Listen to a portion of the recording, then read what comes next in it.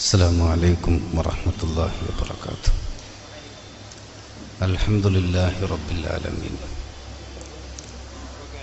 والصلاة والسلام على أشرف المرسلين وعلى آله وصحبه أجمعين.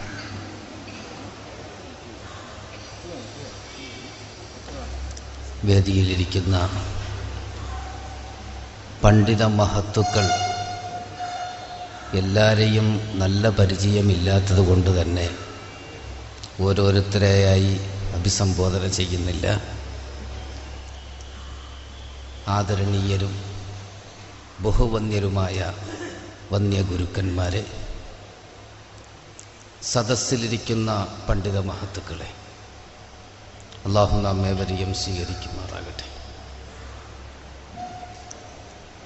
അവയവമാറ്റ ശസ്ത്രക്രിയ, ഇതാണ് ഇവിടെ ചർച്ച ചെയ്യപ്പെടുന്നത്. അതോടൊപ്പം ക്ലോണിങ്. അറബിയിൽ സാധാരണ നമ്മൾ ഗർസുൽ അഅ്ളാ എന്ന പദപ്രയോഗം കൂടുതൽ അനുയോജ്യമായിരിക്കും അവയവമാറ്റ ശസ്ത്രക്രിയ എന്നതിന്. പലതരത്തിലുള്ള പ്രയോഗങ്ങൾ ഇവിടെ നടത്തപ്പെടുന്നുണ്ടെങ്കിലും ഈ പ്രയോഗം കൂടുതൽ യോജിക്കും. എന്തായാലും നമ്മുടെ ബഹുമാനപ്പെട്ട ആദരണീയനായ ആലിക്കുട്ടി ഉസ്താദ് പറഞ്ഞതുപോലെ പുതിയ ഫിഖ്ഹ് ജദീദിൽ പണ്ഡിതന്മാർ ഒരുപാട് ചർച്ചകൾ നടത്തിയിട്ടുള്ള വളരെ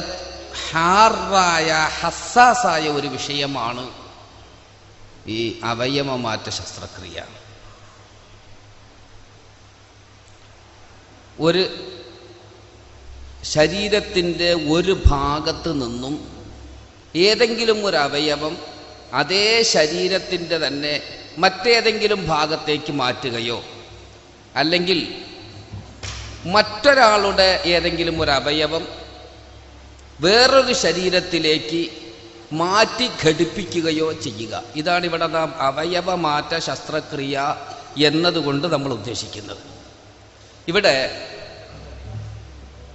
കർമ്മശാസ്ത്ര വിഷയങ്ങളിലേക്ക് കടക്കുന്നതിന് മുമ്പ്, അതിൻ്റെ വിധിയും അതുമായി ബന്ധപ്പെട്ട വിഷയങ്ങളിലേക്ക് കടക്കുന്നതിന് മുമ്പ്, കാരണം ചുരുങ്ങിയ സമയത്തിൽ ജാമിആയി തന്നെ അവതരിപ്പിക്കേണ്ട ആവശ്യമുള്ളത് കൊണ്ടും കൂടുതൽ മുഖവേറകളൊന്നും പറയുന്നില്ല. എന്തായാലും കർമ്മശാസ്ത്ര വിധിയിലേക്ക് കടക്കുന്നതിന് മുമ്പ് ആമുഖമായി അറിഞ്ഞിരിക്കേണ്ട ചില വസ്തുതകളുണ്ട്. കാരണം ഇവിടെ മൗത്തുദ്ദിമാഗ്, ബ്രെയിൻ ഡെത്തിനെ കുറിച്ച് പ്രത്യേകമായി ചർച്ച ഇവിടെ നടക്കുന്നുണ്ട്. അത് ഈ അവയവമാറ്റ ശസ്ത്രക്രിയയുമായി ബന്ധപ്പെട്ട് ഇത് എവിടെ അനുവദനീയമല്ല എന്നതുമായി ബന്ധപ്പെടുന്ന പ്രധാനപ്പെട്ട ഒരു ചർച്ചയാണ് ബ്രെയിൻ ഡെത്തുമായി ബന്ധപ്പെടുന്നത്. അതുപോലെ മറ്റൊന്ന് വിൽപ്പന, ദാനം, വസിയ്യത്ത് തുടങ്ങിയുള്ള ചർച്ചകളുമുണ്ട്. അത് പ്രത്യേകം സെഷനായി നടക്കുന്നത് കൊണ്ട് തന്നെ ഇതിനെല്ലാം ആവശ്യമായ ചില അനിവാര്യമായ ആമുഖങ്ങൾ നാം അറിയണം. ഒന്ന്, ഏകദേശം 15ഓളം അവയവങ്ങൾ മനുഷ്യ ശരീരത്തിൽ 15ഓളം അവയവങ്ങളിൽ മാത്രമേ അവയവ മാറ്റ ശസ്ത്രക്രിയ സാധ്യമാകുകയുള്ളൂ. ഏതവയവവും മാറ്റാമെന്നല്ല. ഹൃദയം, കിഡ്നി, കരള്, പ്ലേഹ, അന്നനാളം, പാൻക്രിയാസ്, ചെറുകുടൽ, വൻകുടൽ, ആമാശയം, എല്ല്, ഞരമ്പ്, കണ്ണിൻ്റെ കർണിയ, തോല്, സമാമാത്തുൽ ഖൽബ്, ഹൃദയ വാൾവുകൾ, അതുപോലെ മജ്ജ, ഹിസിയത്ത് നമുക്കെല്ലാവർക്കും അറിയാവുന്നതാണല്ലോ. ഇങ്ങനെ തുടങ്ങിയുള്ള 25ഓളം അവയവങ്ങളിലാണ് അവയവ മാറ്റ ശസ്ത്രക്രിയ സാധ്യമാകുന്നത്. ഇത് ഒന്ന്. രണ്ടാമത്, 60 വയസ്സ് കഴിഞ്ഞ ഒരാളുടെ അവയവം മറ്റൊരാളിലേക്ക് മാറ്റി സ്ഥാപിക്കാൻ കഴിയില്ല. ഇത്തരം കാര്യങ്ങൾ ആമുഖമായി നാം മനസ്സിലാക്കേണ്ട കാര്യങ്ങളാണ്. എന്നിട്ട് വേണം ഇത് വിൽക്കാമോ, വാങ്ങാമോ, എടുക്കാമോ, ഇങ്ങനെ തുടങ്ങിയുള്ള കാര്യങ്ങളിലേക്ക് പോകുന്നതിന് മുമ്പ് ഇത്തരം കാര്യങ്ങൾ ആമുഖമായി അറിഞ്ഞു വെക്കണം. എന്നിട്ട് വേണം ശർഇന്റെ ഹുക്മിലേക്ക് നമുക്ക് കടക്കാൻ. ശർഇ എന്ത് അപകടകരമായ ഒരു പ്രവർത്തനത്തിലേക്ക് എടുത്തു ചാടാൻ ശർഇ പെട്ടെന്ന് അനുവദിക്കുന്നതല്ല. എപ്പോഴും സലാമത്ത് ഗാലിബുൽ എന്നായിരിക്കുന്ന ഒരു ഭാഗത്ത് മാത്രമേ ശർഇ നിയമങ്ങൾ എന്ത് ചെയ്ത് അനുവദനീയവും മറ്റു കാര്യങ്ങളൊക്കെ പറയുന്നു. അതുകൊണ്ട് ഇതൊക്കെ ആമുഖമായി നാം മനസ്സിലാക്കേണ്ട കാര്യങ്ങളാണ്. ഇപ്പൊ 60 വയസ്സ് കഴിഞ്ഞ ഒരാളുടെ അവയവം മറ്റൊരാളിൽ സ്ഥാപിക്കാൻ കഴിയില്ല. മൂന്നാമത്തത് ഹൃദയം. ഒരാളുടെ ഹൃദയം മറ്റൊരാളിലേക്ക് മാറ്റി സ്ഥാപിക്കണമെങ്കിൽ അത് എടുക്കപ്പെടുന്നത് വ്യക്തി ആരായിരിക്കണം? ബ്രെയിൻ ഡെത്ത് അഥവാ മസ്തിഷ്ക മരണം. മസ്തിഷ്ക മരണം സംഭവിച്ച ഒരാളുടെ ഹൃദയമാണ് എടുത്ത് മറ്റൊരാളിൽ മാറ്റാം. അല്ലാത്ത ആളുടെ എടുക്കാൻ പറ്റില്ല. മരിച്ചുപോയ ആളുടെ ഹൃദയം, നിലച്ചുപോയ ഒരാളുടെ ഹൃദയം എടുത്ത് മറ്റൊരാളിലെത്തിയ മാറ്റി വയ്ക്കാൻ കഴിയില്ല. അപ്പൊ ഇവിടെ നാം ശ്രദ്ധിക്കേണ്ടത്, അതുകൊണ്ടാണ് ഞാൻ മറ്റൊരാളുടെ വിഷയത്തിലേക്ക് കടക്കുന്നില്ല. മൗത്തു ദിമാഗ് അഥവാ ബ്രെയിൻ ഡെത്ത് അത് മരണമാണോ അല്ലയോ എന്നുള്ളത് ചർച്ച ചെയ്യേണ്ട ഒരു വിഷയമാണ്. ശർഇന്റെ വീക്ഷണത്തിൽ അത് മരണമാണോ അല്ലയോ? ബ്രെയിൻ ഡെത്ത് എന്ന ഒരു വഹ്മിയായ ഒരു സൂറത്ത് കുറെ ഡോക്ടർമാർ ചേർന്നുണ്ടാക്കി വെച്ചിട്ടുണ്ട്. കുറെ പണക്കാർ, സമ്പന്നന്മാർ അവർക്ക് അവയവങ്ങൾ തോന്നിയതുപോലെ ക്രയവിക്രയത്തിന് എടുക്കാൻ വേണ്ടി ഉണ്ടാക്കിയ ഒരു പരിപാടി എന്ന് പറഞ്ഞ് നാം പറയുന്നത് ബ്രെയിനിന്റെ സെല്ലുകൾ നശിക്കില്ലെന്നോ, ബ്രെയിൻ മരണപ്പെടില്ലെന്നോ, ബ്രെയിൻ ഡെത്ത് ഉണ്ടാകില്ലെന്നോ നമ്മൾ പറയുന്നില്ല. പക്ഷേ അതിനെ മരണമായി വ്യാഖ്യാനിക്കാമോ ഇല്ലയോ? ബ്രെയിൻ ഡെത്ത് സംഭവിച്ച ഒരാൾ അഥവാ മസ്തിഷ്ക മരണം സംഭവിക്കുന്ന ഒരാൾ, അദ്ദേഹം സ്വാഭാവിക മരണം സംഭവിച്ചു, മരിച്ചു എന്ന് ശർഇന്റെ ഹുക്മിൽ വിധി എഴുതാൻ പറ്റുമോ ഇല്ലയോ? ഇത് നമ്മൾ ഇൻഷാ അല്ലാഹ് പിന്നീട് ചർച്ച ചെയ്യും. ഇവിടെ അങ്ങോട്ട് കടക്കുന്നില്ല. എന്തായാലും ശർഇന്റെ വീക്ഷണത്തിൽ ബ്രെയിൻ ഡെത്ത് ലൈസ ബി മൗത്ത്, അത് മരണമല്ല. മസ്തിഷ്ക മരണം സംഭവിച്ച അയാൾ അങ്ങനെ കൊണ്ടുപോയിട്ട് അങ്ങനെ അടക്കാനൊന്നും പറ്റൂല, കുഴിച്ചു മൂടാനൊന്നും പറ്റൂല. അത് ശർഇന്റെ വീക്ഷണത്തിൽ അത് മരണമല്ല. അങ്ങനെ ഇരിക്കെ അദ്ദേഹത്തിന്റെ ഹൃദയം തുറന്ന്, നെഞ്ച് തുറന്ന് ഹൃദയം എടുക്കുക എന്നുള്ളത് കൊല്ലുന്നതിന്റെ സ്ഥാനത്താണ്. ആ മനുഷ്യനെ കൊല്ലുന്നതിന്റെ സ്ഥാനത്ത് തന്നെയാണ്. ഇത് അതിലേക്ക് വിശദമായി കടക്കുന്നില്ല, സൂചിപ്പിച്ചെന്ന് മാത്രം. ഇപ്പൊ മൗത്തു ദിമാഗ് സംഭവിച്ച ഒരാൾ അഥവാ ബ്രെയിൻ ഡെത്ത്, മസ്തിഷ്ക മരണം സംഭവിച്ചവന്റെ ഹൃദയം മാത്രമേ എടുത്ത് മറ്റൊരാളിൽ ഘടിപ്പിക്കാൻ കഴിയുകയുള്ളൂ. ഹൃദയം നിലച്ചുപോയ ഒരാൾ, സ്വാഭാവിക മരണം സംഭവിച്ച ഒരാളുടെ ഹൃദയം ഉപയോഗിക്കാൻ കഴിയില്ല. ഇതല്ലാത്ത ഹൃദയമല്ലാത്ത മറ്റവയവങ്ങൾ എന്ന് പറയുമ്പോൾ അസ്ഥി, ഞരമ്പ്, പേശികൾ തുടങ്ങിയവകളല്ലാത്ത ബാക്കിയുള്ള അവയവങ്ങൾ. നേരത്തെ ഞാൻ പറഞ്ഞു 25ഓളം അവയവങ്ങൾ എന്ന് പറഞ്ഞു. ഇതിൽ അസ്ഥി, പേശി, ഞരമ്പ് തുടങ്ങിയവകളല്ലാത്ത, നമുക്ക് ഒറ്റ വാക്കിൽ എല്ലാത്തിനെയും യോജിപ്പിച്ചുകൊണ്ട് അൻസിജത്ത് എന്ന് പറയാം. നസ്ജുകൾ അറബിയിൽ പറയുകയാണെങ്കിൽ ഔത്താറ്, ഇളാമ് എല്ലാം വരുന്നത്. പണ്ഡിതന്മാരുടെ സഭയായതുകൊണ്ട് എല്ലാം മലയാളവൽക്കരിക്കണം എന്ന് നിർബന്ധമില്ലല്ലോ, പറഞ്ഞ മനസ്സിലാകുന്നവരാണല്ലോ. അതുകൊണ്ട് ക്ഷമിക്കണം, എല്ലാം മലയാളവൽക്കരിക്കാൻ ചില സാങ്കേതിക പ്രയോഗങ്ങൾ ബുദ്ധിമുട്ട് വരികയും ചെയ്യും. എന്തോ ആയിക്കോട്ടെ.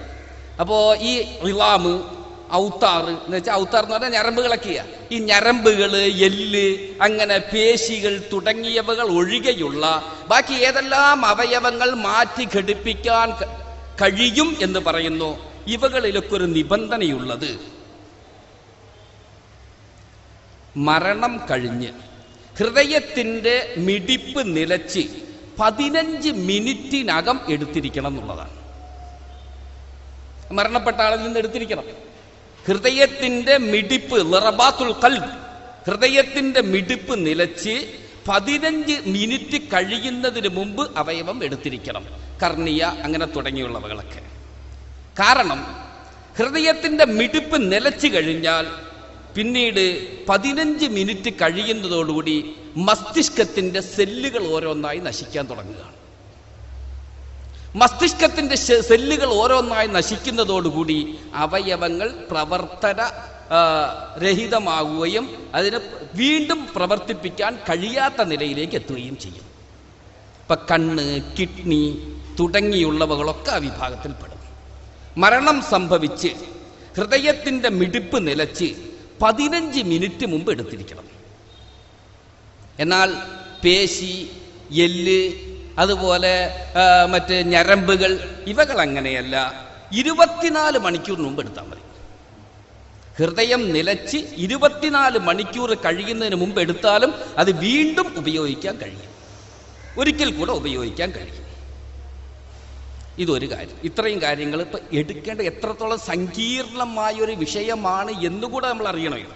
ഈ അവയവമാറ്റ ശസ്ത്രക്രിയ എന്ന് പറയുന്നത് പെട്ടെന്ന് നമ്മൾ പോയിട്ട് എന്തെങ്കിലും ഒരു വയറുവേദന വന്നു കൊണ്ടുപോയി ആശുപത്രി കൊണ്ടുപോയി ഓപ്പറേഷൻ ചെയ്ത് എടുക്കുന്നത് പോലെ പെട്ടെന്ന് കഴിയുന്ന വളരെ സാധാരണമായൊരു കാര്യമല്ല, സങ്കീർണമാണത്. ഇനി അടുത്തൊരു കാര്യം, ഈ എടുക്കപ്പെട്ട അവയവം ഒരാൾ മരണപ്പെട്ട ആളുടെ ശരീരത്തിൽ നിന്നും കിഡ്നിയോ അല്ലെങ്കിൽ കണ്ണോ അല്ലെ അതുപോലുള്ള അവയവങ്ങൾ, കൽബെടുക്കുന്ന കാര്യം നമ്മൾ നേരത്തെ പറഞ്ഞു. ഹൃദയം എടുക്കുക എന്ന് പറഞ്ഞാൽ മസ്തിഷ്ക മരണം സംഭവിച്ചവന്റെ ഹൃദയം മാത്രമേ മറ്റൊരാളിൽ ഉപയോഗിക്കാൻ പറ്റുള്ളൂ. അത് യഥാർത്ഥത്തിൽ മരണമല്ല എങ്കിൽ അയാളുടെ ഹൃദയം എടുക്കുന്ന അയാളെ കൊല്ലുന്നതിന് തുല്യമാണ് താൻ. ഇനി അതല്ലാതെ ബാക്കിയുള്ള അവയവങ്ങൾ എന്ത് ചെയ്തു എടുക്കുന്നു. ഇപ്പോൾ ഒരു ആക്സിഡന്റിലോ മറ്റോ മരണപ്പെട്ടു ഒരാൾ, ഇയാളെ കൊണ്ടുവന്ന് അയാൾ മരണപ്പെട്ട ഉടനെ 15 മിനിറ്റ് കഴിയുന്നതിന് മുമ്പ് കണ്ണോ കിഡ്നിയോ അങ്ങനെയുള്ള അവയവങ്ങൾ എന്ത് ചെയ്തു എടുത്തു കഴിഞ്ഞാൽ എത്ര മിനിറ്റിനകം മറ്റൊരാളിൽ എന്ത് ചെയ്യണം, അത് ചേർത്ത് ഫിറ്റ് ചെയ്ത് അതിനെന്ത് ചെയ്യണം, മാറ്റി വെച്ചിരിക്കണം എന്നുള്ളവിടെ സാധാരണ പ്രത്യേക സജ്ജീകരണങ്ങളോടുകൂടി സൂക്ഷിക്കാൻ കഴിയുന്ന ഓരോ അവയവങ്ങളും ഹൃദയം 5 മണിക്കൂറിനകം മറ്റൊരാളിൽ മാറ്റി വെച്ചിരിക്കണം. എടുക്കപ്പെട്ട 5 മണിക്കൂർ വരെ മാത്രമേ എത്ര ആധുനിക സൗകര്യങ്ങളോടുകൂടി സൂക്ഷിച്ചാലും അതിനെ കേടുവരാതെ സൂക്ഷിക്കാൻ കഴിയുള്ളൂ. ഹൃദയം 5 മണിക്കൂറിനകം അടുത്ത ആളിൽ മാറ്റി വെച്ചിരിക്കണം. കിഡ്നിക്ക് 72 മണിക്കൂർ ടൈമുണ്ട്, പക്ഷെ പ്രത്യേക സജ്ജീകരണങ്ങളോടുകൂടി സൂക്ഷിച്ചിരിക്കണം എന്ന് മാത്രം. ബിൽ അദ്വിയത്തിൽ മന്നാ, മറ്റ് യാതൊരു തരത്തിലുള്ള അണുബാധകളൊന്നും ഏൽക്കാത്ത തരത്തിൽ ആവശ്യമായ സജ്ജീകരണങ്ങളോട് കിഡ്നി 72 മണിക്കൂർ സൂക്ഷിക്കാം, കരള് 18 മണിക്കൂർ സൂക്ഷിക്കാം, പ്ലേഹ 4 മണിക്കൂർ സൂക്ഷിക്കാം, പാൻക്രിയാസ് 20 മണിക്കൂർ സൂക്ഷിക്കാം, കണ്ണിന്റെ കർണിയ 10 ദിവസം വരെ സൂക്ഷിക്കാൻ കഴിയും. തോല്, എല്ല്, ഹൃദയവാൾവുകൾ തുടങ്ങിയവകൾ 5 വർഷം വരെ സൂക്ഷിക്കാൻ കഴിയും, പ്രത്യേക സൗകര്യത്തോടു കൂടി. ശരി, ഇത് ഇടയ്ക്ക് ഇതിപ്പോൾ നമുക്ക് ഇത് വലിയ ആവശ്യമുള്ള ഒരു കാര്യമല്ല ഈ മാലു. അടുത്തൊരു കാര്യം പ്രധാനമായി ശ്രദ്ധിക്കേണ്ടത്, ആരുടെ അവയവമാണ് എടുക്കുന്നത്. നേരത്തെ പറഞ്ഞു 60 വയസ്സ് കഴിഞ്ഞ ഒരാളുടെ അവയവം മറ്റൊരാൾക്ക് എന്ത് ചെയ്യാൻ പറ്റില്ല, മാറ്റി വെച്ചാൽ ഫലമില്ല, എടുക്കാൻ കഴിയില്ല. അതോടൊപ്പം പ്രത്യേകം ശ്രദ്ധിക്കേണ്ടത് മഅഖൂദ് മിൻഹു ആയ മനുഷ്യൻ, ആരിൽ നിന്നാണോ ഈ അവയവം എടുക്കപ്പെടുന്നത്, ഇദ്ദേഹം മഞ്ഞപ്പിത്തം, ക്യാൻസർ തുടങ്ങിയുള്ള മാരക രോഗങ്ങൾ ബാധിച്ച ആളോ, അല്ലെങ്കിൽ സൊഫ്രാവിയ അല്ലെ സർത്താൻ എന്ന് പറഞ്ഞാൽ ക്യാൻസർ, അതുപോലെ മഞ്ഞപ്പിത്തം, അല്ലെങ്കിൽ ലഹത്തുദ്ദം, ബ്ലഡ് പ്രഷർ, അല്ലെങ്കിലോ സുക്കറുദ്ദം, ഷുഗർ, പ്രഷർ, മഞ്ഞപ്പിത്തം, ക്യാൻസർ പോലെ തന്നെ മറ്റ് മാരകമായ രോഗങ്ങളൊക്കെ അതിൽ പെടുത്താം. ഇത്തരം രോഗങ്ങളൊന്നും ബാധിച്ച ആളാകാൻ പാടില്ല. അപ്പൊ പൂർണ്ണ ആരോഗ്യവാനായിരിക്കണം ഒന്ന്. അതോടൊപ്പം തന്നെ അൽ മുജാദത്തു താജിയത്തുൽ ഖൽബിയ എന്ന് വെച്ചാൽ ബൈപ്പാസ് സർജറി നടത്തപ്പെട്ട ആളും ആകാൻ പാടില്ല. ഇങ്ങനെയുള്ള ആൾക്കാരുടെ ഒന്നും എന്ത് ചെയ്യാൻ പറ്റില്ല, അവയവം സ്വീകരിക്കാൻ പാടില്ല, അത് മറ്റൊരാളിലേക്ക് എടുത്തു വെക്കാനും കഴിയില്ല. ഇതൊക്കെ മെഡിക്കൽ സയൻസിന്റെ തിയറികളാണ്. ഇത്രയും സങ്കീർണതകളോടുകൂടെയാണ് നമ്മളത് വെറുതെ ഒരു കൈ മുറിച്ചിട്ട് അപ്പുറത്ത് വെട്ടി മുറിച്ചിട്ട് അപ്പുറത്ത് തുന്നി ചേർക്കലല്ല ഇത്. ഇതിന്റെ പിന്നിൽ ഒരുപാട് സങ്കീർണതകളുണ്ട്. ഇപ്പൊ ഇവിടെയാണ് നമുക്ക് ശറഇന്റെ നിയമങ്ങൾ. ഇപ്പൊ ഇത് ഈ ആമുഖം അടുത്ത 2-3 സെഷനുകളിലും ഇത്തരം വിഷയങ്ങൾ നിങ്ങൾക്ക് അത് ഓർമ്മയിൽ വെച്ചുകൊണ്ട് വേണം. ഇത് മെഡിക്കൽ തിയറികളാണ്. ഇത് നമ്മൾ ശറഅ് പറയുന്നതല്ല, മെഡിക്കൽ തിയറികളാണ്. ഇത് കൂടെ മുമ്പിൽ വെച്ച് വേണം അടുത്ത സെഷനുകളിലും നാം ശറഇന്റെ ഹുക്മ് ചർച്ച ചെയ്യാൻ. അല്ലാഹു തആല കാര്യങ്ങൾ മനസ്സിലാക്കാൻ തൗഫീഖ് തരട്ടെ. ഇതിന്റെ 3/4 മണിക്കൂറല്ലേ സമയം എത്ര മണി വരെ? അതന്നെ, അത് എത്ര മണിക്ക് നിർത്തേണ്ടത്?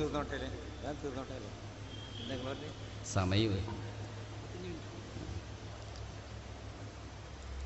അത് നിർത്തേണ്ടത് 12. വെല്ലൂർ ബാക്കിയാത്ത് സ്വാലിഹാത്ത് അധ്യാപകൻ മൗലാന ഹമീദ് ഹസ്രത്ത് വേദിയിലേക്ക് കടന്നു വന്നുകൊണ്ടിരിക്കുന്നു. അല്ലാഹു അക്ബർ അല്ലാഹു അക്ബർ അല്ലാഹു അക്ബർ ലാ ഇലാഹ ഇല്ലല്ലാഹു അല്ലാഹു അക്ബർ അല്ലാഹു അക്ബർ വലില്ലാഹിൽ ഹംദ്. പിന്നെ അതനുസരിച്ച് വിഷയം പറയാം. ശരി ശരി ശരി.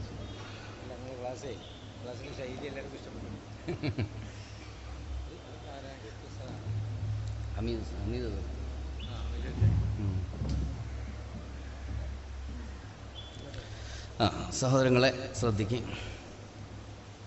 മർഹബ, അഹ്ലം വസഹ്ല. ഈ അവയവമാറ്റ ശസ്ത്രക്രിയ തുടങ്ങിയത് ഏത് കാലഘട്ടം എന്നുള്ളതിൽ ഒരുപാട് ചർച്ചകൾ വരുന്നുണ്ട്. പലതരം ചർച്ചകൾ കാണുന്നുണ്ട്. വിശ്വാസയോഗ്യമായതും അല്ലാത്തതുമായ ഒരുപാട് വിഷയങ്ങൾ ഇവിടെ വന്നിട്ട് നമുക്ക് അതിലേക്ക് കടക്കേണ്ട ആവശ്യമില്ല. ഇതിൻ്റെ താരീഖ് എവിടെ നിന്ന് തുടങ്ങി എന്താണെന്നൊന്നും അറിയേണ്ട ആവശ്യമില്ല. പക്ഷെ ഒരു കാര്യം, മുസ്ലിമീങ്ങൾക്ക് ഇത് പുതുമയല്ല. ആധുനിക ശാസ്ത്രത്തിന് ഒരുപക്ഷെ പുതിയതായിരിക്കാം, ഇസ്ലാമിന് ഇത് പുതിയതൊന്നുമല്ല. ഈ ഒരവയവം ഒരു ഭാഗത്തേക്ക്, ഒരാളുടെ ശരീരത്തിൽ നിന്നും ഒരു അവയവം മറ്റൊരു ഭാഗത്തേക്ക് മാറ്റിവെക്കാൻ കഴിയുമോ ഇല്ലയോ എന്ന് സ്വപ്നത്തിൽ പോലും ചിന്തിക്കാൻ കഴിയാതിരുന്ന കാലഘട്ടത്തിൽ ഫുഖഹാക്കൾ അതിൻ്റെ നിയമം എഴുതി വെച്ചു എന്നുള്ളതാണ് അത്ഭുതം. പക്ഷേ അവർ ഗർസുൽ അഅ്ളാ എന്നോ അല്ലെ വസുലുൽ അഅ്ളാ എന്ന ഈ പേരിലല്ല അവരെഴുതിയത്. അവർ വസുലുൽ ഇളാം ഇങ്ങനെ തുടങ്ങിയുള്ള പദപ്രയോഗങ്ങളിലൂടെ ആ കാലഘട്ടത്തിൽ തന്നെ കർമ്മശാസ്ത്ര പണ്ഡിതന്മാർ ഇതിന്റെ നിയമങ്ങൾ വളരെ വിശദമായി എഴുതി വെച്ചു കഴിഞ്ഞു. ഈ എത്രത്തോളം എന്ന് വെച്ചാൽ ഈ മാറ്റിവെക്കപ്പെട്ട അവയവം, ഒരു സ്ത്രീയുടെ അവയവം എടുത്ത് പുരുഷന്റെ അവയവത്തിൽ ഘടിപ്പിച്ചിട്ട് അതിൽ തൊട്ടാൽ ഒളു മുറിയുമോ ഇല്ലയോ എന്ന വിഷയം വരെ മഹാന്മാരായ പണ്ഡിതന്മാർ ഫുഖഹാക്കൾ എഴുതി വെച്ചു കഴിഞ്ഞു. അപ്പൊ ഇസ്ലാമിനത് പുത്തരിയൊന്നുമല്ല, പുതുമയുമല്ല. അതല്ലെങ്കിലും അങ്ങനെ തന്നെയാണല്ലോ. ക്ലോണിങ് വന്നപ്പോൾ ഇവിടെ ക്ലോണിങ് വിഷയമുണ്ട്. വിൽമുട്ട്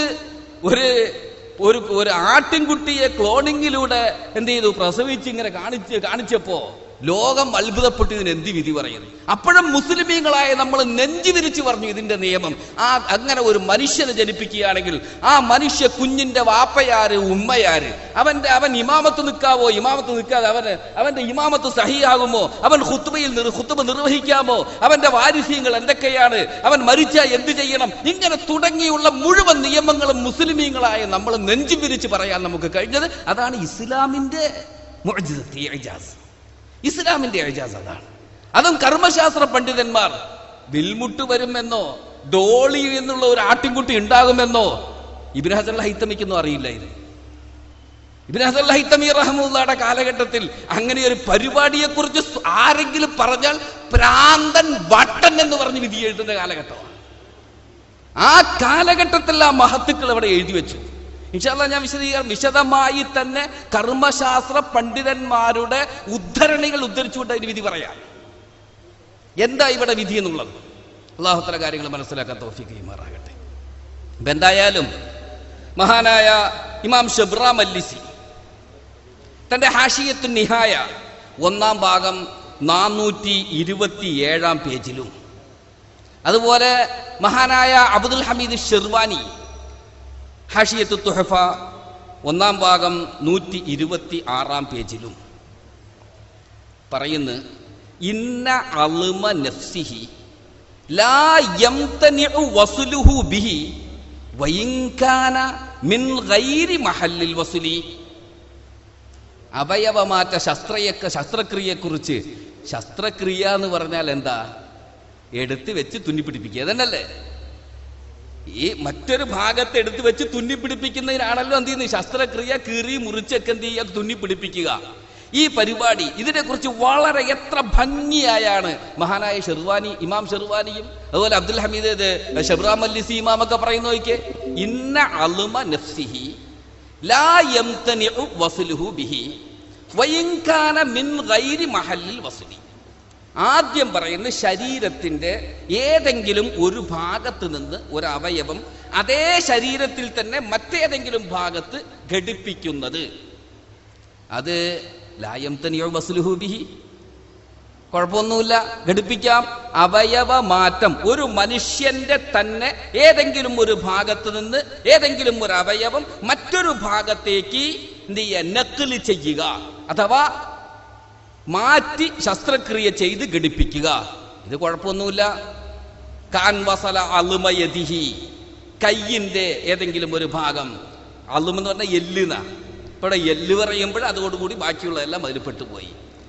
ബിശൈഇൻ മിൻ അൽമി റിജ്ലിഹി, കയ്യിൽ നിന്നും ഏതെങ്കിലും ഒരു ഭാഗം കാലിൽ പിടിപ്പിച്ചു, അല്ലെ കാലിന്റെ ഏതെങ്കിലും ഒരു ഭാഗം കയ്യിൽ പിടിപ്പിച്ചു, കുഴപ്പമില്ല.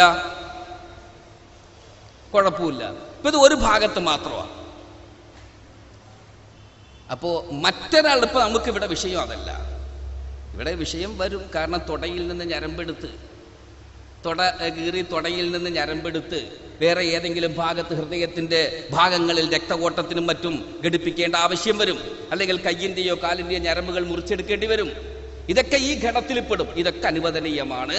നിബന്ധനയുണ്ട് കേട്ടോ, നിബന്ധന ലാസ്റ്റ് പറയാം. എപ്പോ അനുവദനീയം? നിരുപാധികം അനുവദനീയം എന്ന് പറയാൻ കഴിയില്ല, അതിന്റെ നിബന്ധനയുണ്ട്. അതുപോലെ മറ്റ് ഇബ്നു ഹജർ റഹ്മഹുല്ലാ പറയുന്നു, അടുത്തത് ഇബ്നു ഹജർ റഹ്മത്തുള്ളാഹി തുഹഫയിൽ 2-ാം ഭാഗം 125 പേജിൽ വലൗ വസല മഅസൂമുൻ, ഇടയിൽ ഷർഹാണ്, മത്തിന് കഴിഞ്ഞ് അത്യാൻ ആവശ്യമുള്ള ഭാഗം. അൽമഹു ബിനജസിൻ ലിഫഖദി ത്വാഹിരി ഫമഅദൂർ. ഇത് മത്തിന് മിൻഹാജിന്റെ ഇബാറത്താണ്. ഒരു മഅസൂമായ, മഅസൂം എന്ന ശറഇൽ ഇഹ്തിറാം, പവിത്രത നൽകപ്പെട്ട ഒരാൾ, ആരുടെ രക്തത്തിനും ജീവനും ശറഅ് പവിത്രത കൽപ്പിച്ചിട്ടുണ്ടോ, സംരക്ഷണം നൽകിയിട്ടുണ്ടോ, അങ്ങനെയുള്ള ഒരാൾ. ഇതാ പറയുന്നതിന്റെ ഉദ്ദേശം. മഅസൂം ഒരാൾ ശറഇൽ പവിത്രത കൽപ്പിക്കപ്പെട്ട എന്ന് വെച്ചാൽ ജീവന് സംരക്ഷണം നൽകപ്പെട്ട ഒരാൾ തൻ്റെ ശരീരത്തിൽ ഏതെങ്കിലും പ്രശ്നങ്ങൾ വന്നതിൻ്റെ പേരിൽ വേറെ ഏതെങ്കിലും ഒരു അവയവം തൻ്റെ ശരീരത്തിൽ നിന്നല്ല, പുറത്തു നിന്ന് ഏതെങ്കിലും ഒരു അവയവം എടുത്ത് തൻ്റെ ശരീരത്തിൽ ഘടിപ്പിച്ചു. ആ അവയവം നജസാണെങ്കിലും ശരി, അതാണ് ബി നജസിൻ, നജസാണെങ്കിലും ശരി, നജസാണെങ്കിലും ശരി, അതെടുത്ത് തൻ്റെ ശരീരത്തിൽ ഘടിപ്പിച്ചു. അത് നിർമ്മിത അവയവമാകാം, ഇപ്പൊ പുതുതായി നിർമ്മിക്കപ്പെടുന്ന പ്രത്യേക കൃത്രിമമായി നിർമ്മിക്കപ്പെടുന്ന അവയവങ്ങളുണ്ട്, ഈ അവയവമാകാം. അതല്ലെങ്കിലോ മറ്റേതെങ്കിലും മൃഗങ്ങളുടെയാകാം. നജസാണെങ്കിലും എന്ന് പറയുന്നവിടെ കൽബ് പെട്ടു, ഖിൻസീർ പെട്ടു, എല്ലാം പെട്ടു.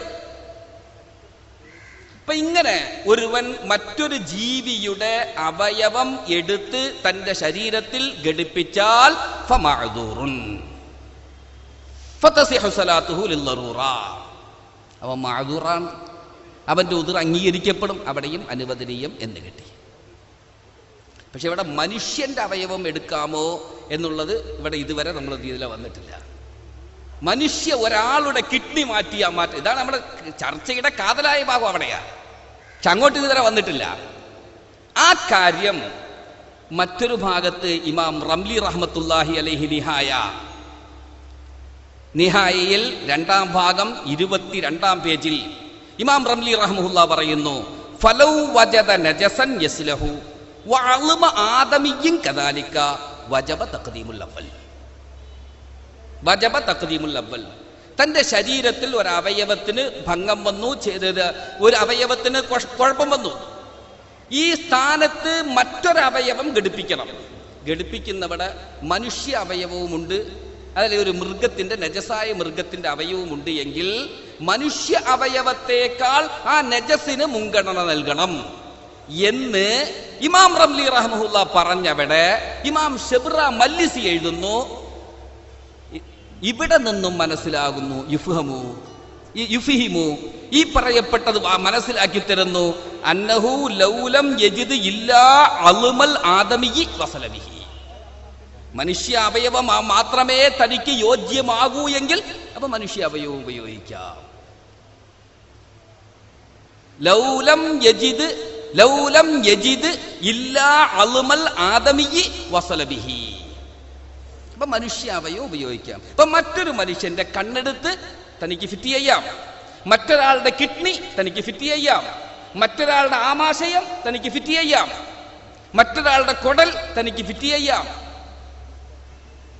മറ്റൊരാളുടെ എല്ല്, മറ്റൊരാളുടെ ഞരമ്പ്, ഇതെന്തോ ആയിക്കോട്ടെ.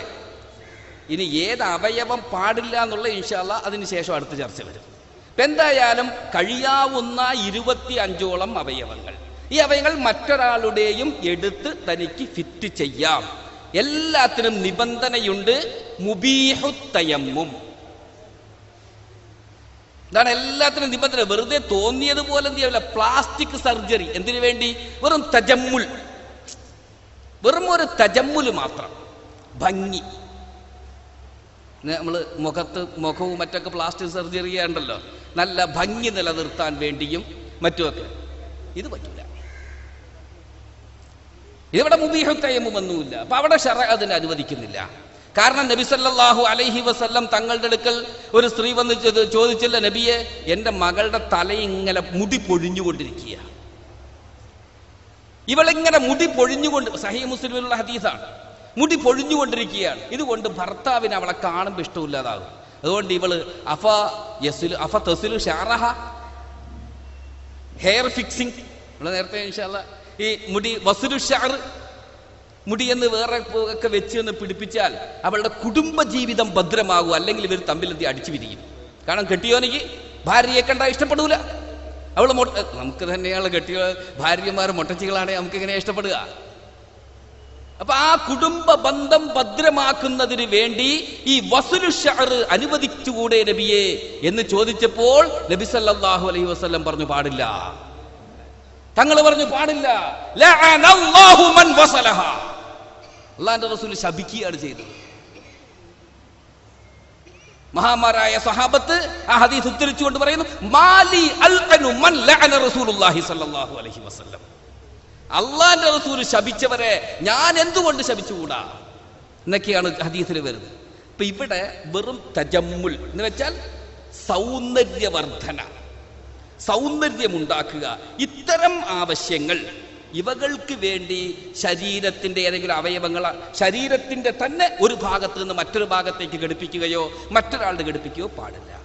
എന്നാൽ ശറഅ അനുവദിച്ചിട്ടുണ്ട്, തയമ്മും അനുവദനീയമാകുന്ന കാരണങ്ങൾ എന്ന ഒരു പരിധി ശറഅ നിശ്ചയിച്ചിട്ടുണ്ട്. ഈ കാരണങ്ങൾ ഉണ്ടാകുകയാണെങ്കിൽ ശറഅ അനുവദിക്കും. എന്താ തയമ്മും അനുവദനീയമായ കാര്യങ്ങൾ? നമുക്കെല്ലാവർക്കും അറിയാവുന്നതാണ്. തയമ്മും അനുവദനീയമായ കാര്യങ്ങൾ ശരീരത്തിൻ്റെ അകത്തോ ശരീരത്തിൻ്റെ പുറത്തുള്ള ഷൈനു ഫാഹിഷ് എന്ന് പറഞ്ഞാൽ ഒരു മോശമായ തരത്തിലുള്ള എന്തെങ്കിലും അടയാളങ്ങൾ, വികൃതമായ അടയാളങ്ങളൊക്കെ ഉണ്ടാകും. കാണാൻ വൃത്തികേടുള്ള കാര്യങ്ങൾ ഉണ്ടാകും. അതല്ലെങ്കിലോ ഒരവയവത്തിന്റെ പ്രവർത്തനം തന്നെ ഇല്ലാതായി പോകും. ഇങ്ങനെയൊക്കെ ഭയപ്പെടുന്ന സമയത്ത് വെള്ളം ഉണ്ടെങ്കിലും തൈമം ചെയ്യാമെന്ന് പറയുന്നുണ്ടല്ലോ. ഈ പറയപ്പെട്ട അത്യാവശ്യമായ ലറൂറത്ത് എന്ന് പറയുമ്പോൾ നമ്മൾ മദ്യപാനവും പന്നിമാംസവും അനുവദനീയമാക്കപ്പെടുന്ന ഇളിത്തിറാറ് എന്നുള്ള അർത്ഥത്തിലേക്കല്ല പോകുന്നത്. ആ അർത്ഥമല്ല നമ്മളിവിടെ പറയുന്നത്. ഫമനിൽ തുറ ഗൈറ ബാഗിൻ വലാ ആദിൻ ഫലാ ഇസ്മ എന്ന് പറയുന്നത് അത് വേറെ ഘട്ടം. ആ ഘട്ടത്തിലേക്കല്ല ഇവിടെ പോകുന്നത്. ഇവിടെ ലറൂറത്ത് എന്ന് പറഞ്ഞാൽ മുബീഹു തയമ്മുമിനെ അനുവദിക്കുന്നതിന് ശറഅ നിശ്ചയിച്ച ആ ബുദ്ധിമുട്ടിന്റെ പരിധി. ഏത് ബുദ്ധിമുട്ട് സഹിക്കേണ്ടതില്ല തൈമം ചെയ്തോളീൻ എന്ന് ശറഅ് പറഞ്ഞിട്ടുണ്ട്. ആ പരിധിയിൽ നിൽക്കുന്ന ബുദ്ധിമുട്ട് ഒഴിവാക്കുന്നതിന് വേണ്ടി അവയവമാറ്റം അനുവദനീയമാണ്. ഇത് ശറഅ് പറഞ്ഞിട്ടുണ്ട്.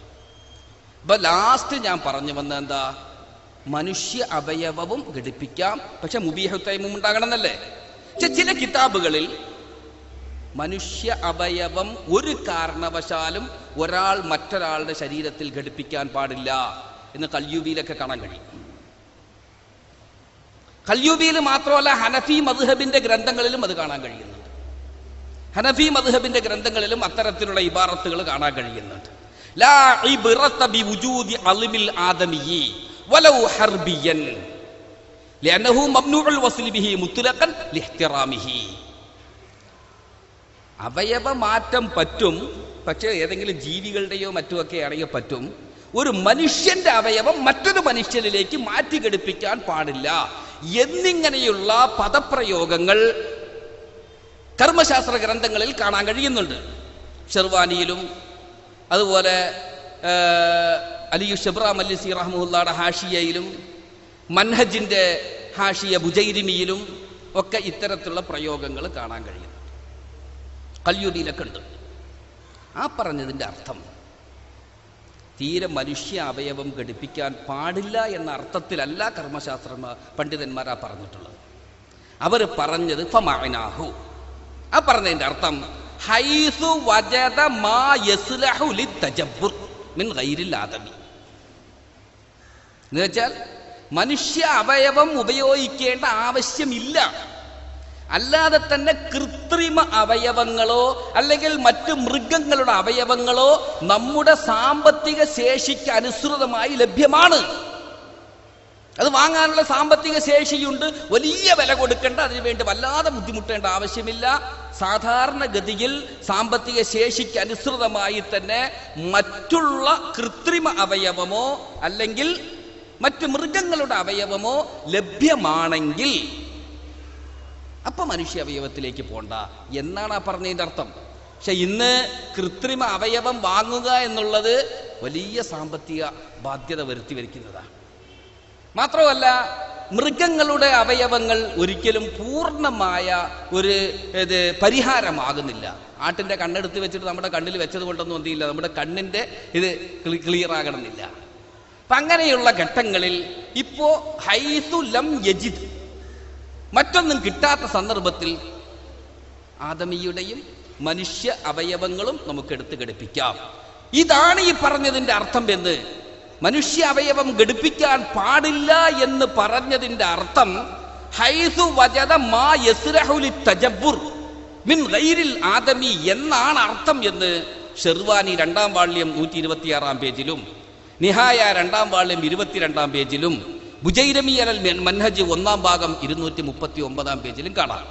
ഇത് ഷാഫിഈ മദ്ഹബ് അടിസ്ഥാനമാക്കിയാണെങ്കിൽ ഹനഫി മദ്ഹബിന്റെ നിയമവും ഇതിൽ വിഭിന്നമൊന്നുമല്ല.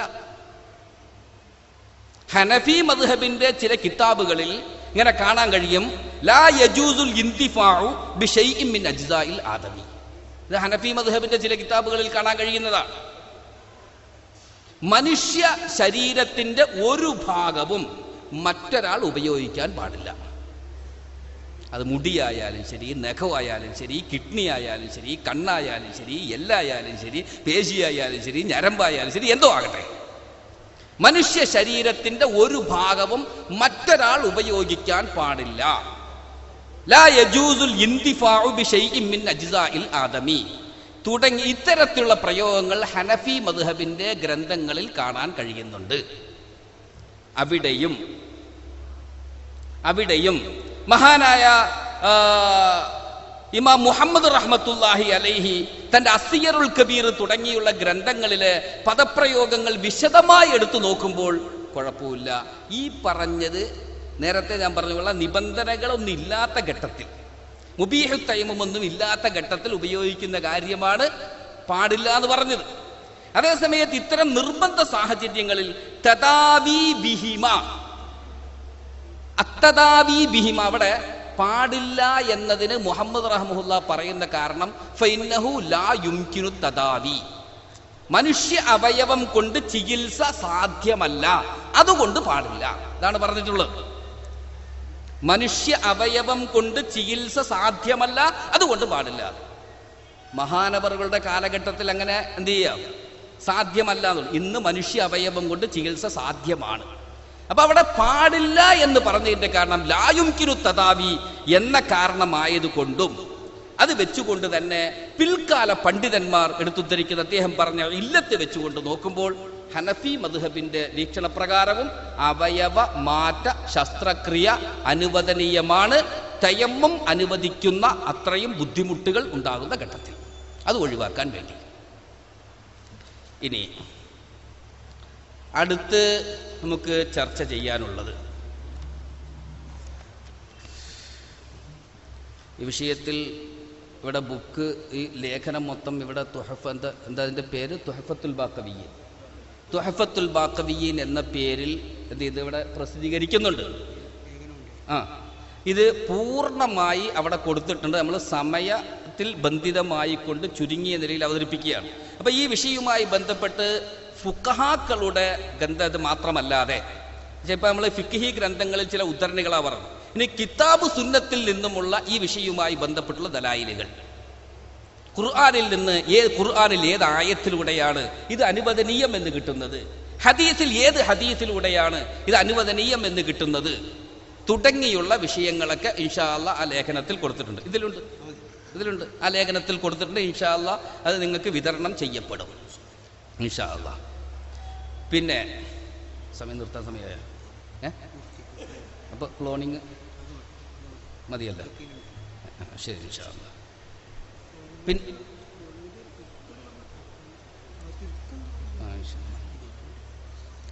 പിന്നെ ഇവിടെ പ്രത്യേകം ശ്രദ്ധിക്കാനുള്ള അവയവ മാറ്റ ശസ്ത്രക്രിയ അനുവദനീയം എന്ന് പറഞ്ഞവിടെ ഒരു ഇസ്തിസ്നയുണ്ട്. ഇസ്തിസ്ന പറയാതെ വെറും മുസ്തസ്നയെ മാത്രം പറഞ്ഞു പോയാൽ കുഴപ്പമാണല്ലോ. ശരി ഇൻഷാ അല്ലാഹ്. ഇസ്തിസ്ന പറയാതെ വെറും മുസ്തസ്ന മിന്നു മാത്രം പറഞ്ഞിട്ട് പോകാൻ പറ്റൂലല്ലോ. ലൈംഗിക അവയവങ്ങൾ മാറ്റി ശസ്ത്രക്രിയ നടത്താൻ പാടില്ല. ഇന്നമാ യജൂസു ഗർസുൽ അഅ്ളാ ഫീ ഗൈരിൽ അഅ്ളാഇൽ ജിൻസിയ്യ. ലൈംഗിക അവയവങ്ങൾ അല്ലാത്ത അവയവങ്ങളെ കുറിച്ചാണ് അത് പറ്റും മുബീഹത്തയ്യമം ഉണ്ടെങ്കിൽ എന്ന് പറഞ്ഞത്. ലൈംഗിക അവയവങ്ങൾ, ലൈംഗിക അവയവം എന്ന് പറയുന്നത് എന്താ, പുരുഷനെ സംബന്ധിച്ചിടത്തോളം അവന്റെ ഹിസിയത്ത്, സ്ത്രീയെ സംബന്ധിച്ചിടത്തോളം അവളുടെ അണ്ടവാഹിനി കുഴൽ, അതുപോലെ അണ്ഡം, പിന്നെ അണ്ടപാത്രം തുടങ്ങിയുള്ളവകൾ. ഇതൊക്കെയാണ് ലൈംഗിക അവയവം എന്ന് പറയുന്നത്. പിന്നെ നമ്മൾ സാധാരണ ലൈംഗിക അവയവം എന്ന് പറയുമ്പോൾ സാധാരണ ഉദ്ദേശിക്കുന്ന ആൺ പെൺ വേർതിരിച്ചുള്ള ഈ ലൈംഗിക അവയവങ്ങൾ നേരിട്ട് പറയാൻ ഉദ്ദേശിക്കുന്ന അത്തരം കാര്യങ്ങൾ ഇന്നേറെ എന്ത് ചെയ്തിട്ടില്ല, ശാസ്ത്രജ്ഞന്മാരത് മാറ്റിവെച്ച് വിജയിച്ചിട്ടില്ല. മാത്രമല്ല അത് മാറ്റിവെച്ചതുകൊണ്ട് വലിയ ഫലവുമില്ല. പിന്നെ അത് പൊതുവെ ഫാഹിഷായതുകൊണ്ടും അത് മറ്റൊരു സിനായുടെ മറ്റൊരു ഭാഗമായിട്ട് വരും അത് എന്നുള്ളതിൻ്റെ പേരിൽ അതിലേക്ക് ചർച്ച കിടക്കുന്നില്ല. ഒരാളുടെ ഹിസിയത്ത് മറ്റൊരാളിലേക്ക് മാറ്റിവെക്കാൻ പാടില്ല. ഒരു പുരുഷന്റെ ഹിസിയത്ത് മറ്റൊരാളിലേക്ക് മാറ്റിവെക്കാൻ പാടില്ല. കാരണം ശ്രദ്ധിക്കേണ്ട വളരെ പ്രധാനപ്പെട്ട ഭാഗമുണ്ട്. ഇത് വിശദീകരിക്കുമ്പോൾ ഒരുപാട് സമയം വേണ്ടി വരുമെങ്കിലും യഖ്റുജു മിൻ ബൈനി സുൽബി വത്തറായിബ് എന്ന് ഖുർആൻ പറയുന്ന തരീബത്തിന്റെയും സുൽബിന്റെയും ഒക്കെ അർത്ഥം എന്താണെന്ന് കൂടെ നമ്മൾ അറിയേണ്ടതുണ്ട്. സുൽബ് എന്ന് പറഞ്ഞാൽ നട്ടെല്ലും മുതുകല്ലും നെഞ്ചല്ലും എന്ന് തന്നെയാണ് അർത്ഥം എന്ന് നമ്മൾ പറയാൻ പറ്റില്ല. ഈ കടിപ്രദേശം, ആയുർവേദ ശൈലിയിൽ പറഞ്ഞാൽ കടിപ്രദേശം, ഈ കടിപ്രദേശം എന്ന് പറയുന്ന ഇടുപ്പ്, ഈ ഇടുപ്പിന്റെ ഇടയിലുള്ള രണ്ട് ഭാഗങ്ങളാണ് ഏത് സുൽബും തറായിബും. യഥാർത്ഥത്തിൽ ബീജവും അതുപോലെ പിന്നെ ബീജം വേറെ, പിന്നെന്താണ്, അണ്ടമല്ല, ബീജം അണ്ടമല്ല, ശുക്ലം വേറെ. ശുക്ലം വേറെ, ബീജം വേറെ, രണ്ടും ഒന്നല്ല. ഇപ്പൊ ശുക്ലം ഉത്ഭവിക്കുന്നത് സുൽബിൽ നിന്നാണെങ്കിൽ ബീജം ഉത്ഭവിക്കുന്നത് ഹിസിയത്തിൽ നിന്നാണ്. ഈ ഹിസിയത്ത് മാറ്റിവെച്ച് കഴിഞ്ഞാൽ ഹിസിയത്തിൽ ഉൽപ്പാദിപ്പിക്കപ്പെടുന്ന ബീജം അത് ഒഴി പോകുന്നതിന് വേണ്ടി ശുക്ലം അവിടെ നിന്ന് തതഫുക്കോടുകൂടി കുതിച്ച് താഴോട്ടിങ്ങോട്ട് വരുമ്പോൾ അങ്ങ് ഒഴുകിപ്പോയി അണ്ഡവുമായിട്ട് എന്ത് ചെയ്യലാണ്, പുരുഷന്റെ ഈ അണ്ഡവുമായിട്ട് സംയോജിക്കലാണ്. അങ്ങനെ സംയോജിക്കുമ്പോഴാണ് അത് സിക്താണ്ഡവുമായിട്ടൊക്കെ മാറുന്നത്. ഈ ബീജം ഉണ്ടല്ലോ, ഉൽപ്പാദിപ്പിക്കപ്പെടുന്ന ബീജം ഏകദേശം 4 മാസത്തോളം എന്ത് ചെയ്യാം, മരണപ്പെട്ടതിന് ശേഷവും ചിലപ്പോൾ ഒരുപാട് ദിവസങ്ങൾ ഈ ബീജം അങ്ങനെ എന്ത് ചെയ്യും, നിലനിൽക്കും, നശിക്കാതെ നിലനിൽക്കും. ഹിസിയത്തിൽ നശിക്കാതെ നിലനിൽക്കും.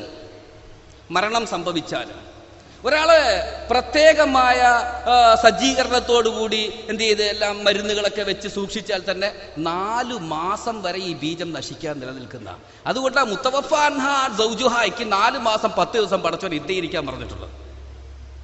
അവളുടെ ശരീരത്തിനകത്തേക്ക് പോകുന്ന കോടിക്കണക്കിന് ബീജങ്ങൾ, ഒരു തുള്ളി ശുക്ലത്തിൽ ഉണ്ടാകുന്ന 1-2 ബീജമല്ലല്ലോ, കോടിക്കണക്കിന് ഇത്.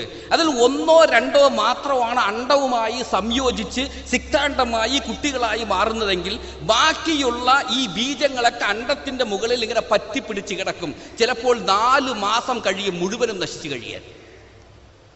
ഇതൊക്കെ കൊണ്ടാണ് ഭർത്താവ് മരണപ്പെട്ട സ്ത്രീ 4 മാസം 10 ദിവസം ഇരിക്കണം എന്നൊക്കെ ഷറഅ് പറഞ്ഞിട്ടുള്ളത്. അപ്പൊ ഈ ഹിസിയത്ത് അങ്ങോട്ട് മാറ്റി വെക്കുമ്പോൾ ഇവന്റെ ബീജമാണോ അവന്റെ ബീജമാണോ ഇഖ്തിലാത്തുൻ നസ്ൽ ഉണ്ടാവും. അതുപോലെ തന്നെ അണ്ഡവാഹിനി കുഴൽ മാറ്റിവെക്കുമ്പോഴും ഇഖ്തിലാത്തുൻ നസബ് ഉണ്ടാവും. ഇങ്ങനെ തുടങ്ങിയുള്ള പ്രശ്നങ്ങൾ ഉള്ളത് കൊണ്ട് സാധാരണ ഈ ലൈംഗിക അവയവങ്ങൾ മാറ്റിവെക്കാൻ പാടില്ല. ഇനി അടുത്ത് ക്ലോണിങ്ങിലേക്ക് വന്ന് ചുരുക്കി പറയുകയാണ്. അതിന് അറബിയിൽ നമ്മൾ പറയണം അൽ ഇസ്തിൻസാഹ് എന്ന് പറയുന്നതായിരിക്കും ഏറ്റവും ഉചിതം. മറ്റ് പ്രയോഗങ്ങളൊക്കെ ഉണ്ടെങ്കിലും ഇസ്തിൻസാഹ് ഏറ്റവും ഉചിതമായത് അതാണ്.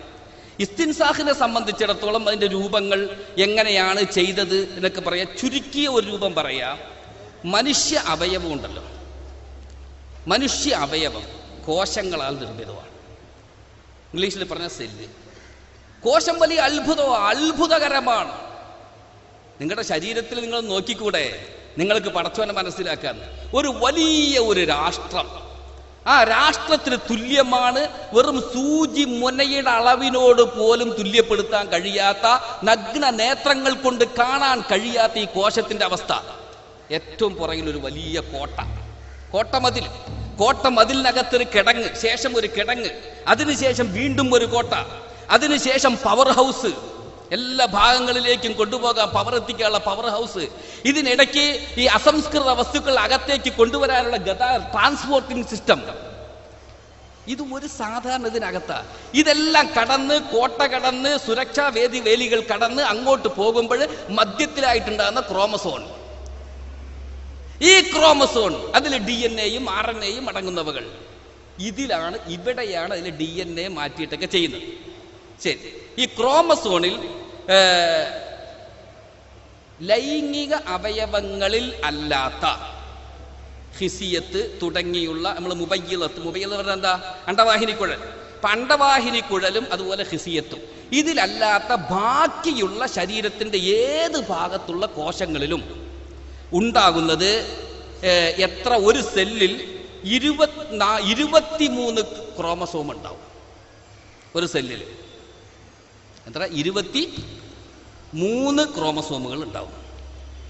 ബാക്കി 46, 23 രണ്ട് പുരുഷന്റെയും സ്ത്രീയുടെയും രണ്ടും കൂടെ ചേർന്നാണ് മൊത്തത്തിൽ 46 ക്രോമസോമുകൾ ഈ ലൈംഗിക അവയവം അല്ലാത്ത ബാക്കി ഏത് ഭാഗത്തു നിന്ന് എടുത്താലും ഉണ്ടാവും.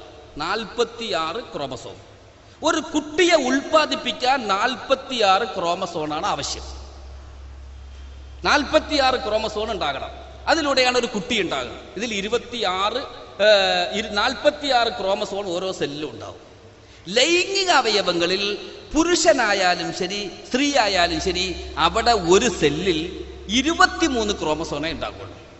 അതുകൊണ്ടാണ് പുരുഷ സ്ത്രീ സങ്കലനത്തിലൂടെ ഇത്. ഇപ്പൊ രണ്ടും കൂടെ ഈ 23-ഉം ആ 23-ഉം കൂടെ ചേരുമ്പോൾ 46 കുട്ടി ജനിക്കുന്നു. ലൈംഗിക അവയവം അല്ലാത്തവിടെ 46 ഉണ്ടാവും. അപ്പൊ അതുകൊണ്ട് തന്നെ ഈ ലൈംഗിക അവയവം അല്ലാത്ത ഭാഗത്തുനിന്ന് ഒരു സെല്ലെടുത്തു. സെല്ലെടുത്തു കഴിഞ്ഞാൽ ആരുടെയാണോ ഒരു കോശം എടുത്താൽ ആരുടെ കോശമാണോ എടുത്ത് അയാളുടെ ഒരു ഫോട്ടോസ്റ്റാറ്റ് ഉണ്ടാക്കാൻ പറ്റും. അയാളുടെ ഒരു ഫോട്ടോസ്റ്റാറ്റ്. അതെങ്ങനെ ഫോട്ടോസ്റ്റാറ്റ് ഉണ്ടാക്കുന്നതിന് ചുരുങ്ങിയ രൂപത്തിൽ പറയുകയാണെങ്കിൽ, കോശം എടുത്തിട്ട് ആദ്യം അതിനെ അങ്ങ് ഉറക്കണം. ഇവിടെയാണ് നമ്മുടെ വിൽമുട്ട് വിജയിച്ചത്. പോഷകാഹാരം കോശം ഇതിങ്ങനെ ആഹാരം ലഭിക്കുന്ന അനുസരിച്ച് വളരുകയും പെറ്റുപെരുകയും ചെയ്യുന്നതാണ്. ഇപ്പം ഇതിന് ആഹാരം കൊടുക്കാതെ ഇതിനെ ഉറക്കിക്കിടത്തുക, ഇവിടെയാണ് വിൽമുട്ട്, ഇയോൺ വിൽമുട്ട് വിജയിച്ചത് ഈ ഭാഗത്താണ്. അദ്ദേഹം അതിന് ആദ്യം അങ്ങ് എന്ത് ചെയ്തു, ഈ ഉറക്കിക്കിടത്തി. ആഹാരങ്ങൾ പോഷകാഹാരങ്ങൾ കൊടുത്ത് കുറച്ച് അദ്ദേഹത്തെ ഉറക്കിയതിന് ശേഷം അതിനെ പ്രവർത്തനരഹിതമാക്കിയതിന് ശേഷം പിന്നീട് അതിനെ മറ്റൊരു ജീവിയുടെ അണ്ട കൊടുക്കണം. ക്ലോണിംഗ് എന്ന് പറയുമ്പോഴും സ്ത്രീ വേണം, സ്ത്രീ ഇല്ല നടക്കൂല. ഇന്നാ ഖലഖ്നാഹും മിൻ ദക്കരിൻ വ ഉൻസ. ഇത് ഖൽഖാണോ അതല്ല വെറും തസ്വീർ മാത്രമാണോ എന്നുള്ള ചർച്ചയൊക്കെ സജീവമായി നടന്നുകൊണ്ടിരിക്കുക. പടച്ചോന്റെ ഖൽഖിനോടുള്ള വെല്ലുവിളിയാണോ? ഒരിക്കലും വെല്ലുവിളിയാകുന്നില്ല. സ്ത്രീ ഇല്ലാതെ പുരുഷനില്ലാതെ എന്തില്ല ഉണ്ടാവില്ല. പുരുഷനിൽ നിന്ന് സെല്ലെടുത്താൽ സ്ത്രീ വേണം, സ്ത്രീയിൽ നിന്ന് സെല്ലെടുക്കുകയാണെങ്കിൽ അപ്പോൾ വേറൊരു സ്ത്രീ എന്ത് ചെയ്യാം, അതേ സ്ത്രീയുടെയോ മറ്റൊരു സ്ത്രീയുടെയോ എന്ത് ചെയ്യാം ഉണ്ടാകാം. എന്തായാലും എന്ത് വേണം, ഒരു കോശം വേണം, അണ്ടവും വേണം. ഇതിനെ വഹിക്കാൻ ഒരു വാടക ഗർഭപാത്രവും വേണം. ഈ രണ്ടും കൂടെ സംയോജിപ്പിച്ചതിന് ഏകദേശം ടെസ്റ്റ് ട്യൂബിൽ വരുന്ന അതേ നിയമങ്ങളാണ് ഇവിടെ വരിക. ഇപ്പൊ ഒരു സെല്ലെടുത്ത് അതിന്റെ DNA അതിനെ ഉറക്കിയതിന് ശേഷം മറ്റൊരു അണ്ടം, സ്ത്രീയുടെ അണ്ടം എടുത്ത് ജീവനോടെ വളർത്തിയിട്ട് പിന്നീട് ഇതിലെ DNA അങ്ങ് നീക്കം ചെയ്യും, ന്യൂക്ലിയസ് നീക്കം ചെയ്യും. എന്നിട്ട് വൈദ്യുതി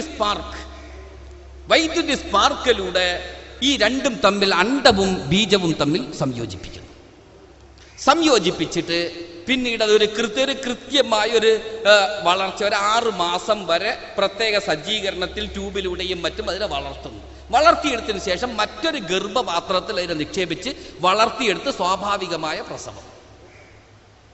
ഇതാണ് ക്ലോണിന്റെ ഒരു രീതി. ഇയോൺ വിൽമുട്ട് ഇത് ചെയ്തത് ടോളി എന്ന ആട്ടിൻകുട്ടിയിലൂടെ നിർമ്മിച്ചപ്പോൾ ലോകമൊക്കെ അത്ഭുതപ്പെട്ടു.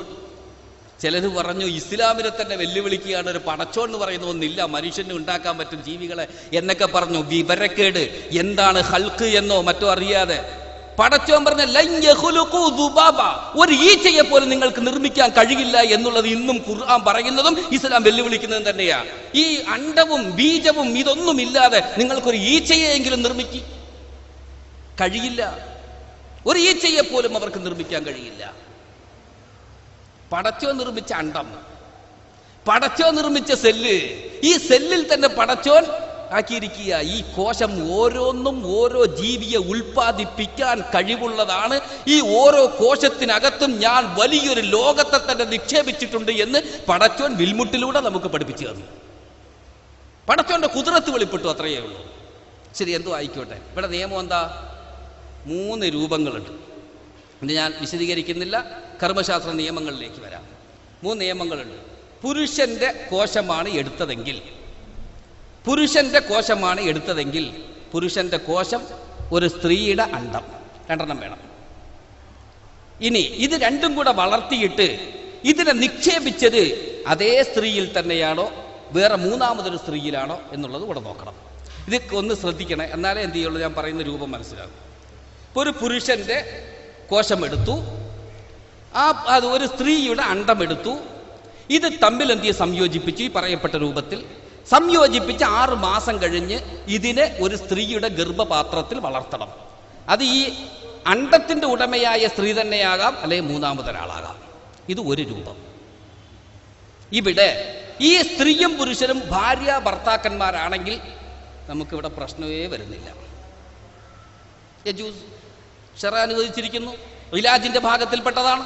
അതുമായി ബന്ധപ്പെട്ട് ഇബാറത്തുകളും ഹദീസും അതുപോലെ തുടങ്ങിയുള്ള പൊതു നിയമങ്ങൾ ശറഇന്റെ ഫിഖ്ഹിന്റെ ഖവായിദ് കുല്ലിയായൊക്കെ ഞാനിവിടെ വിശദീകരിച്ചിട്ടുണ്ട്.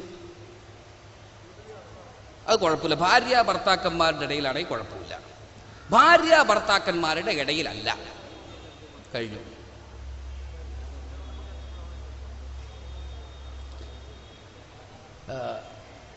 ഭാര്യ ഭർത്താക്കന്മാരുടെ ഇടയിലല്ല, മറിച്ച് അന്യ സ്ത്രീയിലാണ് ഇതെന്ത് ചെയ്യുന്നത്, നിക്ഷേപിക്കുന്നതെങ്കിൽ അപ്പോൾ വ്യഭിചാരത്തിൻ്റെ കുറ്റമാണ്. കാരണം വാടക ഗർഭപാത്രത്തിന്റെ സ്ഥാനത്തായി മറ്റൊരാളുടെ കൃഷിഭൂമിയിൽ പോയി വെള്ളം നനയ്ക്കാൻ പറ്റൂല.